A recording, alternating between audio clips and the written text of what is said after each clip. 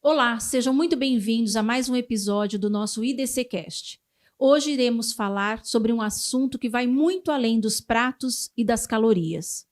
Iremos falar das relações, a relação com a comida, a relação com o corpo e principalmente a relação com as nossas emoções.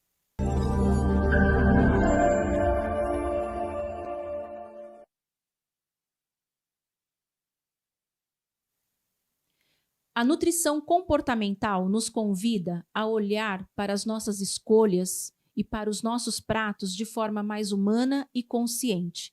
E para isso, hoje, estamos aqui com uma convidada, uma parceira do Instituto, Júlia Nabarran, que irá nos falar mais sobre esse assunto, falar sobre os desafios das dietas, os mitos. Júlia, muito obrigada por ter nos aceitado esse convite e fique à vontade. Eu que agradeço pela oportunidade de poder falar sobre esse tema que é muito importante. Acho que hoje em dia quando a gente fala de nutrição, a gente fala muito de caloria, número, mas a gente esquece do que está por trás de tudo isso. Que a gente fala normalmente do que vem antes da deglutição, que é o alimento que entra pela boca. Bom, eu trouxe algumas perguntinhas aqui para a gente ter um norte, mas eu quero que esse podcast seja exatamente exclusivo para a sua fala. Você fique à vontade para falar aquilo que você acha que é importante. Mas eu queria que você começasse nos explicando o que é nutrição comportamental. A nutrição comportamental, na verdade, ela não é uma especialização da nutrição, mas ela entra muito mais numa abordagem. Então, a gente trabalha, igual eu falei anteriormente, tudo aquilo que vem na pré-deglutição. Então, antes do alimento entrar, o que passa pela nossa cabeça? Por quê, onde, como que a gente se alimenta? Ele vai muito além só da comida em si, mas qual que é a experiência que traz? E acho que a gente hoje vive num mundo onde a gente está precisando trabalhar um pouco mais em se olhar muito mais para esse olhar do comportamento em si. Então, isso que é o comportamento alimentar dentro da nutrição. E a gente é um ambiente muito de escuta.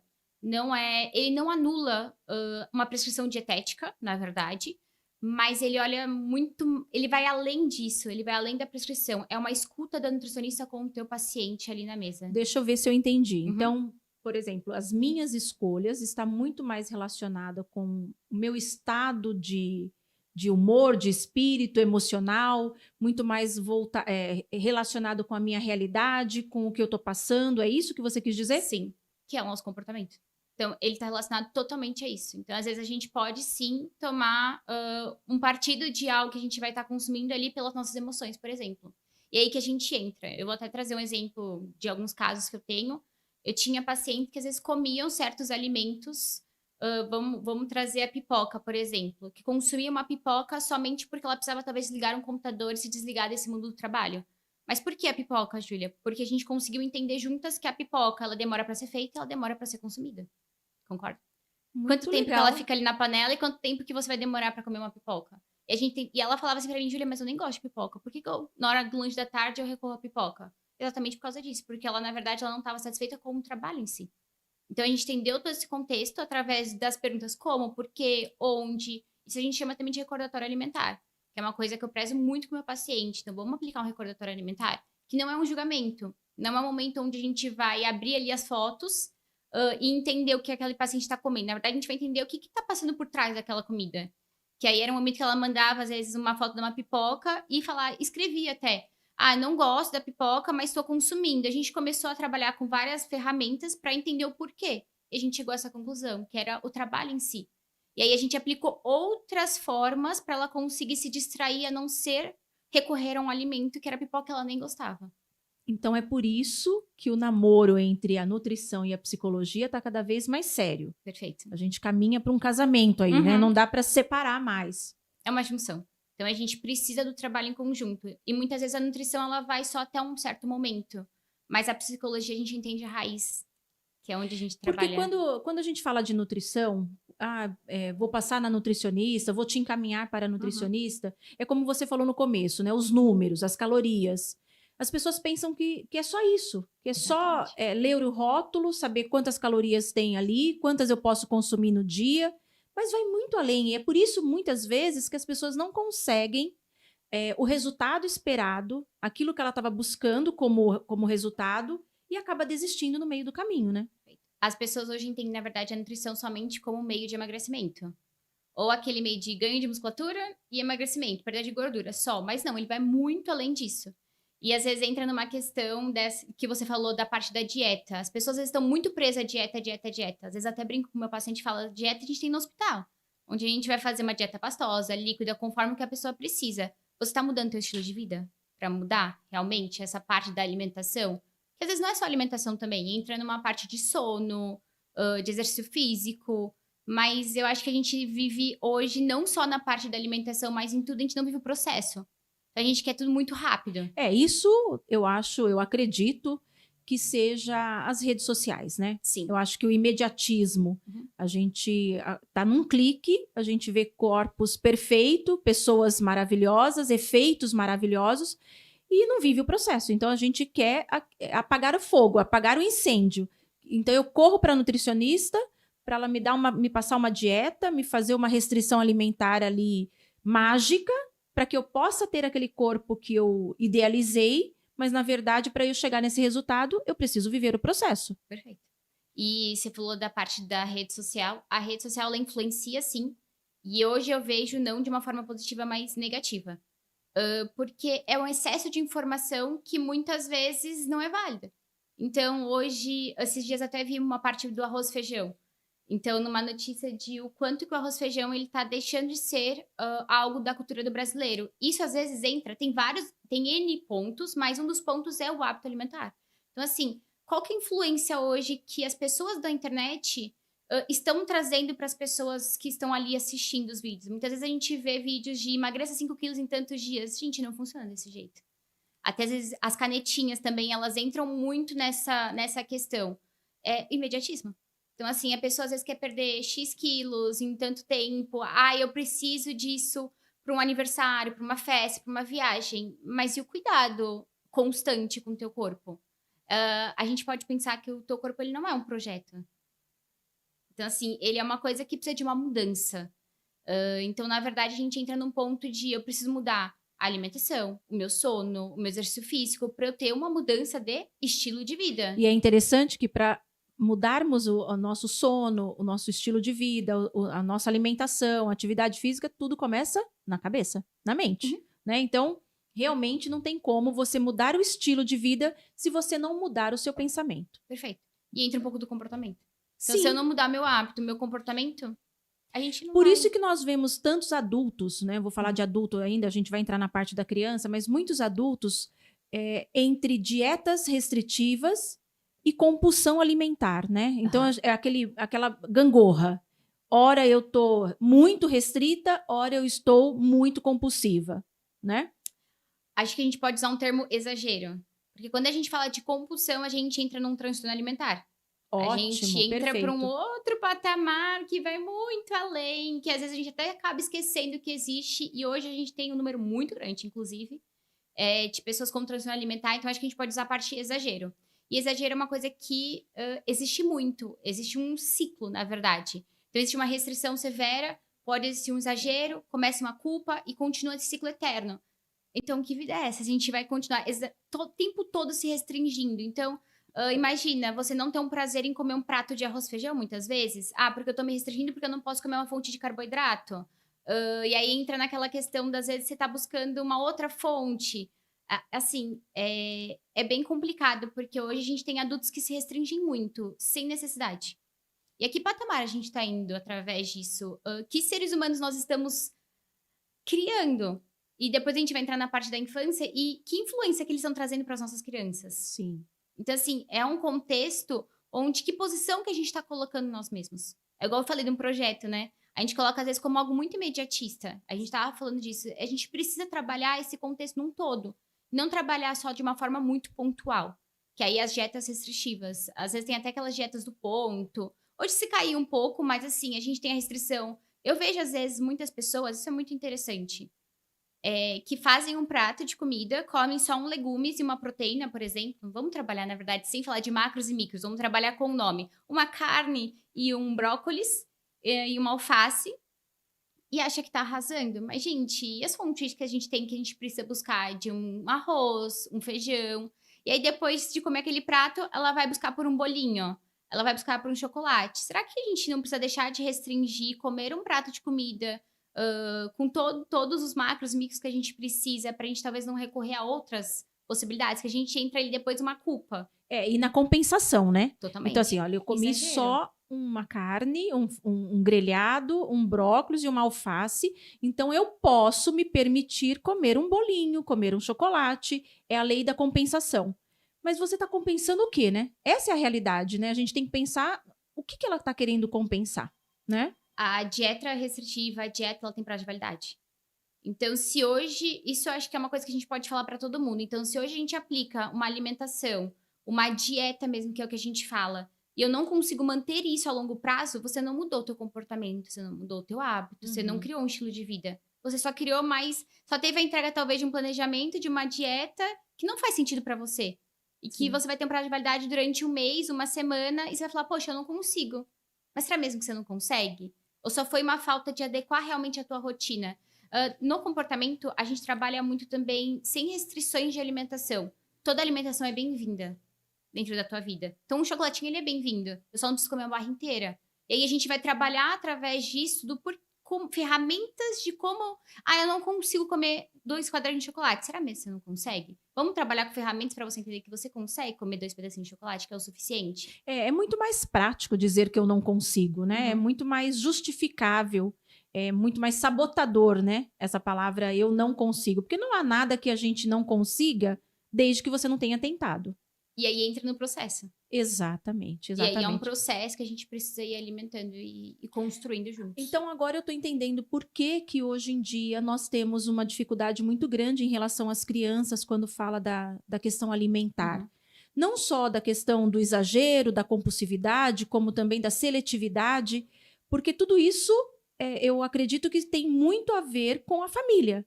Né? E qual é a relação, qual é a importância de fato que a família tem diante dessas crianças hoje falando disso? 100%. Porque a gente tem que pensar quem são os nossos adultos. Se a gente está construindo adultos que têm esse problema relacionado, essas dificuldades relacionadas à parte da alimentação. Com exemplo, eu tenho pais, às vezes, eu tenho crianças que chegam para mim, porque eu atendo famílias num conjunto, que tem uma relação muito conturbada com o corpo. Tem uma relação conturbada, às vezes, até com a parte da alimentação, uma dificuldade muito grande de alimentar.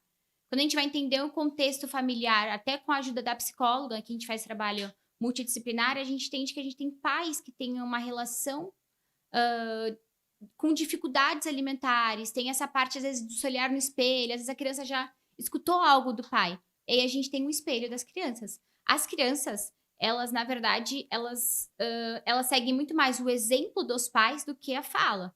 Então, não é assim, você não pode comer um chocolate. É o que o pai tá... Como que o pai tá se relacionando com esse chocolate para a criança também tá tendo essa visão sobre o chocolate, por exemplo. E também eu acho que o contrário, né? Eu sempre falo que o cancelamento, ele nasce, ele acontece, ele começa na família. Então, é aquela coisa de você fazer um prato de comida, ou você pegar uma barra de chocolate, ou um pacote de bolacha, e você já vai comer isso, olha o seu tamanho. Olha como você já tá gordo. Se você comer isso, você vai virar uma baleia. Isso começa em casa. Perfeito. Então, assim, nós temos que prestar muita atenção.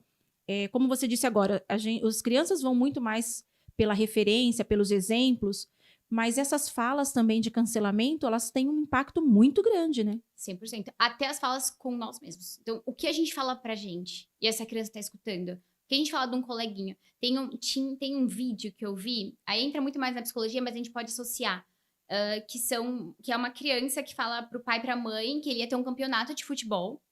E não sei se você já chegou a ver esse vídeo. Ia ter um campeonato de futebol. E ele falou, pai, quanto que você acha que vai ser o jogo hoje? Não Aí vi. o pai chega a falar, é muito legal. O pai fala, mas ele fala, hoje a gente não vai poder participar. Aí a criança vai triste. E aí tem lá no campo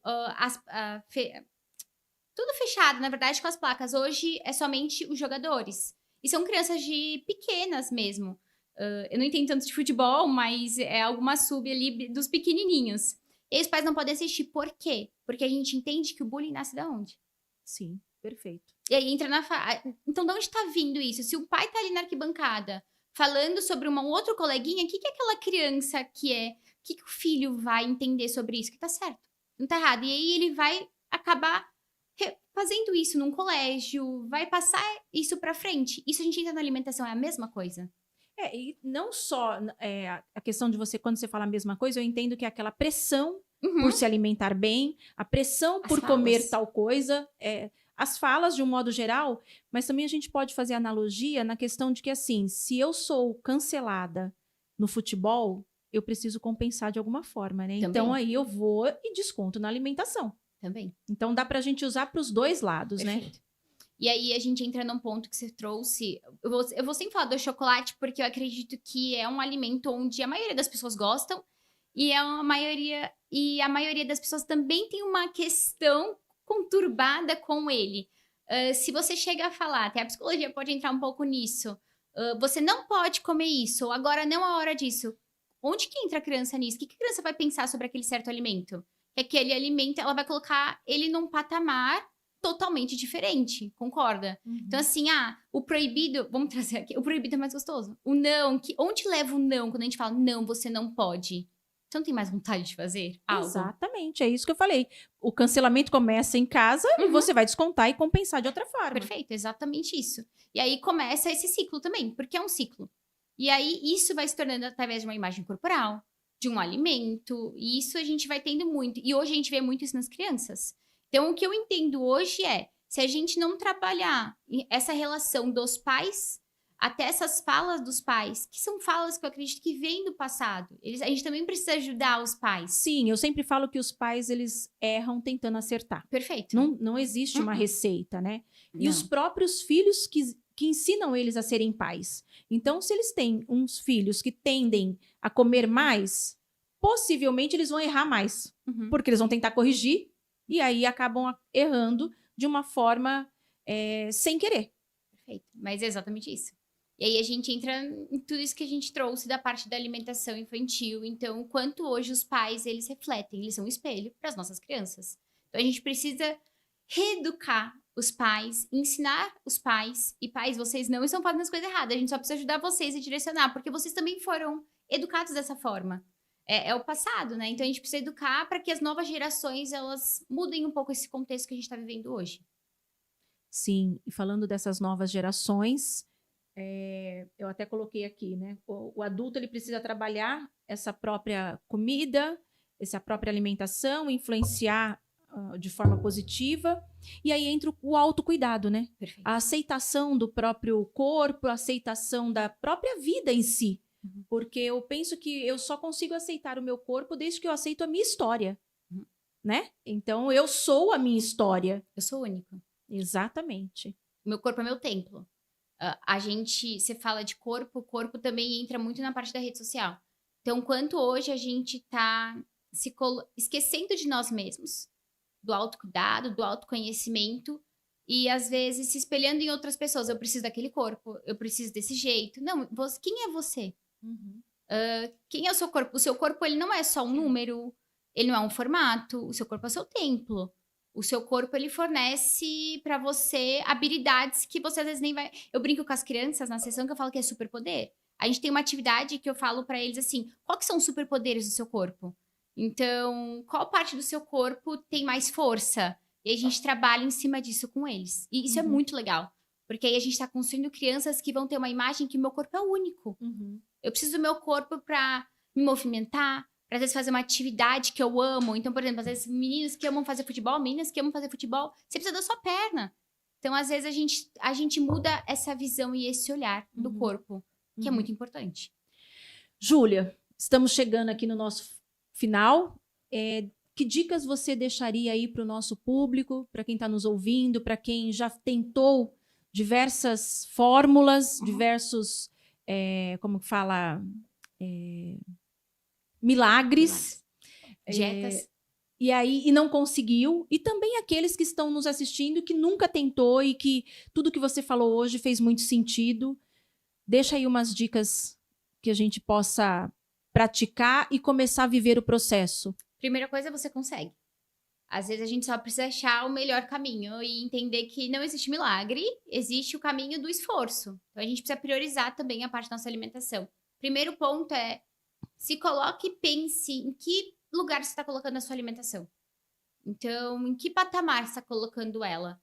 Tá tudo bem, você ir no aniversário, só que você precisa entender esse contexto por trás de tudo isso. Uhum. Eu vou focar um pouco nas crianças, porque eu acredito que essa parte infantil vai influenciar nos adultos. Então, mostre para o seu filho a importância lúdica da parte da alimentação, e não só como um alimento, como um nutriente em si. Então, igual eu falei lá no começo, carboidrato, proteína, não, vamos falar sobre a comida? Carne, frango, arroz, feijão. Então, eu acho que é mudar e ressignificar a parte da alimentação. Eu acho que isso é o mais importante. Então, ressignifique a alimentação. E a alimentação, isso também é uma coisa importante, você comer por gostar de algo, você comer por uma questão emocional, tá tudo bem. Isso só não pode acontecer sempre, que é aí onde a gente vai precisar buscar e entender todo esse contexto. Muito bem. Então, você falando aí, eu tive um insight aqui dizendo o seguinte, que não só também mudar toda a parte comportamental, mas vivenciar, né? Uhum. Eu acho que faltou a gente falar um pouquinho disso, porque eu posso ter tido boas escolhas, eu posso estar com o meu prato colorido, que é o que vocês dizem, né? Vamos colorir o prato, mas onde está a minha cabeça? Onde está o meu pensamento? De que maneira eu estou comendo isso, né? É exatamente isso. É pensar além do alimento em si. Então, o que eu estou depositando ali? Onde eu estou levando esse alimento? É ressignificar realmente. Não só pensar que é algo que está nutrindo meu corpo. Ele nutre muitas outras coisas também. Mas é exatamente isso. Bom, então hoje nós falamos não só de alimentação, mas de autocuidado, de presença, né? Estar presente ali naquele momento de se alimentar. E a alimentação mostra que é um ato de amor também, né, Júlia? Perfeito. É um ato de amor, de autocuidado. E não só um amor com você, como todos que estão ao seu redor. Só uma coisa importante, vamos parar para pensar, vamos trazer para uma prática. Acho que a gente pode trazer um pouco disso. Quem tem avó, mãe, pai, pensa numa pessoa muito especial para você e pensa que aquela pessoa fez um prato que você ama. Fecha o olho e pensa nisso. Que aquela pessoa fez um prato que você ama. Será que você realmente está pensando só no nutriente que está ali? Ou no amor, no carinho, no afeto que aquele prato te traz? Esse é um prato que remete à tua infância, que lembra de momentos incríveis com você. Então, acho que isso é uma atividade, uma dinâmica que você pode praticar em casa. Às vezes, eu tenho uma avó que eu amo de paixão, que faz comidas maravilhosas e talvez ela use um pouco mais de gordura, um pouco mais de sal. Às vezes ela pode fazer uma fritura, mas eu não tô preocupada com isso naquele momento. Eu tô preocupada em saber que minha avó, às vezes, tá fazendo com tanto amor, com tanto carinho aquela comida pros netos dela. Olha que coisa mais gostosa. Você acha que eu não deixo de comer um bolo de cenoura da minha avó? Um bolo de chocolate da minha avó? Jamais. Esses dias mesmo, segunda-feira, ela fez um bolinho de cenoura pra gente almoçar. Você acha que eu não ia comer um bolo de cenoura da minha avó após o almoço? Jamais. Jamais. Mas é exatamente isso. É ressignificar realmente a alimentação e entender que tudo pode. No seu devido momento, de pouquinho em pouquinho. E acho que o importante é que você falou da parte da nossa cabeça. Da presença, da presença. Né? É entender que você não precisa esperar um final de semana, às vezes, para você comer um pedaço de bolo. Você pode comer na segunda-feira, desde que você esteja tranquila com isso. Perfeito. E eu acho que a gente trabalha em cima disso. Excelente. Bom, chegamos ao final do nosso episódio. Eu espero que esse episódio te inspire a ter uma relação mais leve, mais consciente com a sua alimentação e, acima de tudo, com as suas emoções e com quem você é. Se você gostou, se fez sentido, deixe o seu like, faça o seu comentário e até a próxima.